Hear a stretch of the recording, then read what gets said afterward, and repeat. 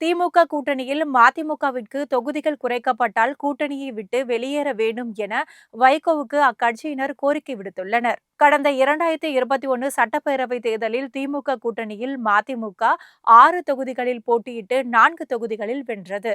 அப்பொழுது மதிமுகவின் பம்பர சின்னத்தில் போட்டியிட விருப்பம் தெரிவித்தும் திமுக வற்புறுத்தலால் உதயசூரியன் சின்னத்திலேயே அக்கட்சி போட்டியிட்டது.